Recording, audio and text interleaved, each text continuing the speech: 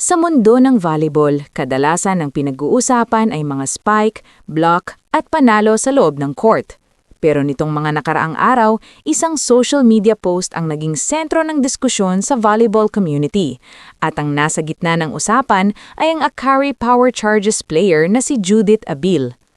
Nag-ugat ang kontrobersya matapos mag-repost si Abil sa kanyang Facebook account ng isang pro-Duterte post mula sa kilalang supporter na si Tio Moreno. Ang post na iyon ay may kaugnayan sa isyong kinasasangkutan ng actress na si Ann Curtis at ng congressman na si Bong Suntay, na kasalukuyang kinatawan ng Quezon City 3rd District. Hindi nagtagal, mabilis na kumalat ang repost ni Abil at nakakuha ng iba't ibang reaksyon mula sa volleyball fans sa social media. May ilan na pumuna sa ginawa ng Akari converted libero habang may mga fans din na agad siyang ipinagtanggol. Para sa ilang netizens, hindi raw dapat pinapasok ng mga atleta ang politika, lalo na kung maaari itong magdulot ng division sa kanilang fanbase. May mga fans na nagtanong kung bakit kailangang magbahagi ng ganitong klaseng post ang isang professional athlete na may malaking following. Pero sa kabilang banda, marami rin ang nagsabi na personal na account ni Abil yon at may karapatan siyang magpahayag ng sariling opinyon. Ayon sa isang netizen, account niya yan, wala kayong magagawa kung ano ang gusto niyang i-post, respeto na lang sa opinyon niya. Isa pang supporter ang nagsabi na wala namang masama kung ipahayag ng isang tao ang kanyang paniniwala kahit pa siya ay isang public figure. Sa gitna ng diskusyon, may mga fans din na nagpaalala tungkol sa respeto sa magkakaibang pananaw. Ayon sa kanila, kung gusto ng isang tao na igalang ang kanyang opinyon, dapat handa rin siyang igalang ang opinyon ng iba. Habang umiinit ang usapan online, nadamay din sa backlash ang teammate ni Abil na si Gretchel Soltones. May ilang netizens na nagbanggit sa pangalan ni Soltones sa mga komentaryo. Maaalala na mas naunang nagpahayag ng opinyon si Soltones tungkol sa kanyang pananaw sa politika. Dahil dito, may mga fans na nananawag na huwag na sanang pakialaman ang personal na pananaw ng mga players sa social media. Para sa maraming volleyball supporters, hindi dapat maging batayan ng political views ng isang atleta para husgahan ang kanyang performance sa loob ng court.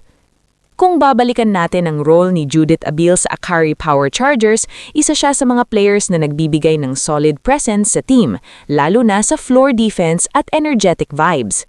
Sa modern volleyball, mahalaga ang mga papel na kayang magbigay ng mabilis sa depensa at matibay na suporta para kontrolin ang momentum ng laro.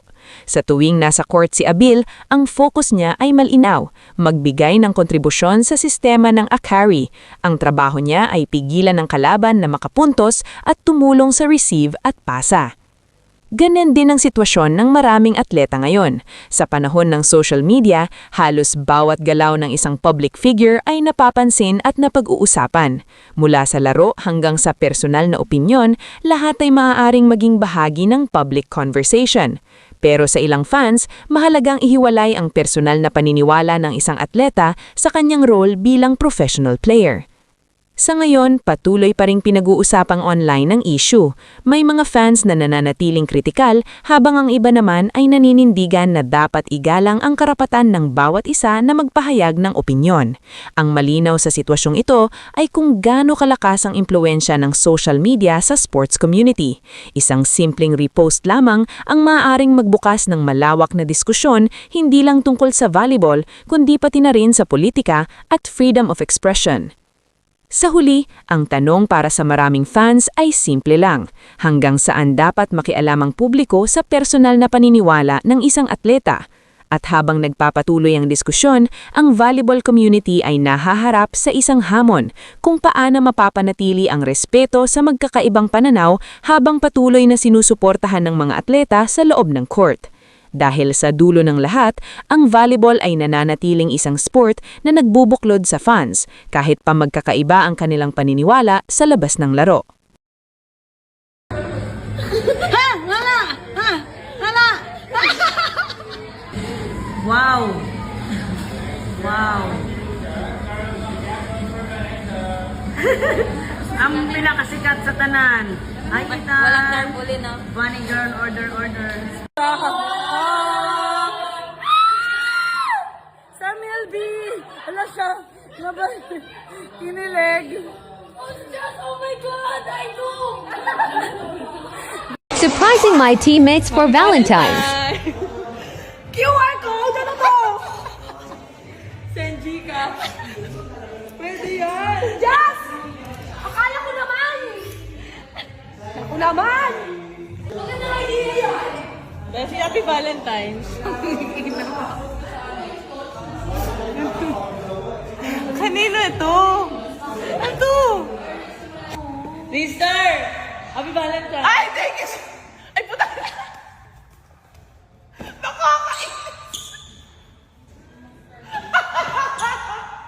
Nakakainis ka, Ate Jazz! Ayoko niyan. Parang may bayaran dyan. Dun. Kape. Barbs! Happy Valentine's! Senji ka. Sobrang kapal ng test mo. Na para bang... Bangsi! Bakit? Ay, may something! Dumbbell. Happy Valentine's! Send na po! Solid black kasi siya. Happy Valentine's Day! Thank you, Jack! Kala ko may... Happy Valentine's! Send QR! Ayos, akala ko talaga. Happy Valentine's! Thank you!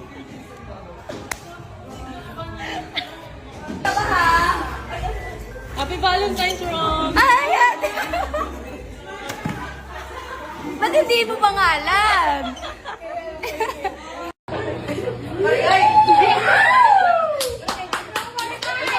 Testing lang, testing lang.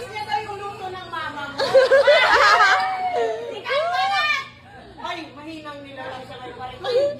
Miss mo, di ba, Itan? Naku, di, bawal ibibigil. Kulitan nga lang. Okay lang yan. Uy, kumawa.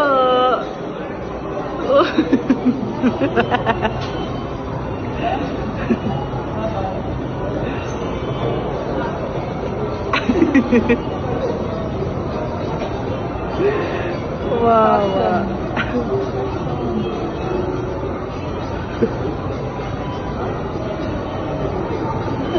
Bye-bye.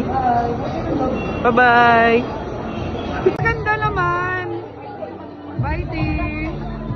Good luck. Congrats. Congrats, napakaganda mo, Wi. Congrats, G. Congrats po.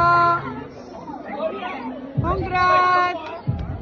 Uy, ano yung binubulong si...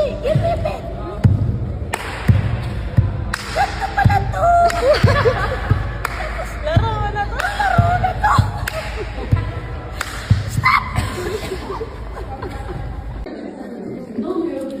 Yung marunong kinamay.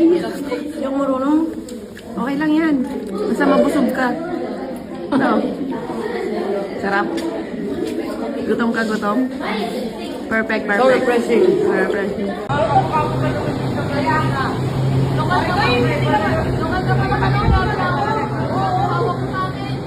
Little piglets. So, anong natutunan mo sa Japan? Ito muna, sasagutin ko siya in Japanese. Gets, karage. Tira, hanta ka ron. Ano yun? Ano? Sorry, ano ibig sabihin nun? Bariling kita dyan. Inilong ko. Oh, next. Ano pa? Babi, ikaw. Ano ang bag? Wala na. Hi! Oh, arigato. Easy lang. Hi! Ano yung hi? Hi! Patay tayo dyan. Wawi!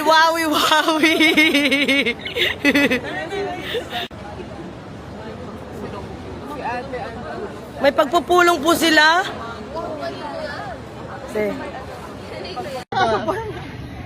I-reveal ko to kapag nasa farm ka na.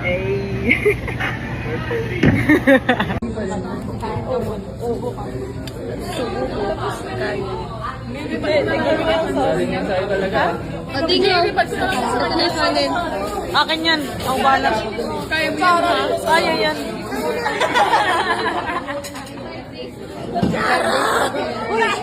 Ano ba to? Kutsara. Uy! Dito, peto na kayo. Galing mo. naman, heart. Ay, heart. Pisilin mo kasi. Yan, parang mabaho. Grabe mga Yan. gawa mo. Yan. Grabe, ang dami nakatingin sa iyo ba? Hi, fans! For the content na ngayon. Uy, ba't lumuluwa sa taas pala? Sino daw BFF ni ano? Ni Monte Bikes. Ay, hindi ko alam. Lumalaki na po yung ulo niya eh. Ang laki ng ulo, hindi naman namamansin. Sobrang Bilisan mo na, Wait lang, lumuluwa na kasi sa taas, oh. Iganin mo kasi, pipin mo kasi. Ikaw na nakahawak eh. Naku kasi ako. Hayop. Parang galing pa yan sa Be Brave ba? Be brave. Paano ka be brave? Ganito. FPU, be brave. Hayop. Lumuluwa kasi sa taas. Ipisil mo lang, wag mo lang.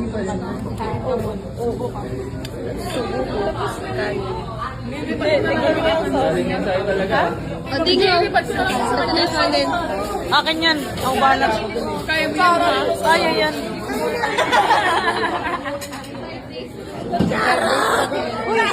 Ano ba to? Ano ba to? Vlogger? Oh, follow nyo lang ito ha. Tiara, Tiara, yung ano naman, yung hindi labag sa loob mo. Hindi nga. Oh, okay. Hi everyone! Oh, follow nyo daw siya. Si Buding! Ayan, Ara My Loves ko yan. Ako talaga yung jowa ni Ate Ara My Loves.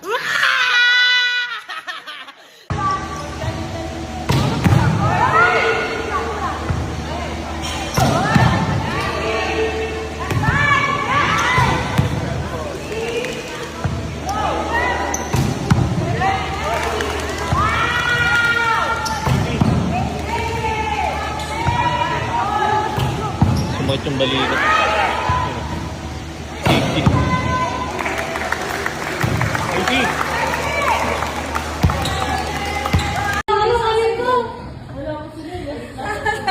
Nagbintangan din ako, hindi ko nga alam. Baka nasa taas ng aircon. Uy, naman ka eh! Oh, labas na na. Ilabas nila ang cellphone, ilalagay. Ang torotot mo, hindi na ako sa baon. Bonggay, you know. Hi guys! Bakit hindi nyo pa fina-follow si Buding? Sinasabi ko sa inyo. Oh, nagtatampo na yan. Hindi, walang tampo. Ah, walang tampo. Yan, nagsasalita ka na eh. Ayan. Guys, follow nyo si Buding. Kapag pinalo nyo siya, may premyo kayo sa akin. Baka naman, Titan. Oh, baka yun sana. Baka tayo. vitamins! Meron ako dito. Encanto. Encanto daw. Thank you. Mabait si Buding, malilibre ng kape to eh. Ay, kape? Napakabait naman. Tapos i-flood nyo na lang yung comments niya kung anong gusto nyo yung premyo. Thank you, Pongs. Bye, guys. I-follow nyo na si Buding, ha? Sinasabi ko sa inyo, ha? Tapos paulit-ulit nyo panoorin yung mga video niya. Kasi nakakatawa naman siya. Wow. Lumalaki ng ulo ko.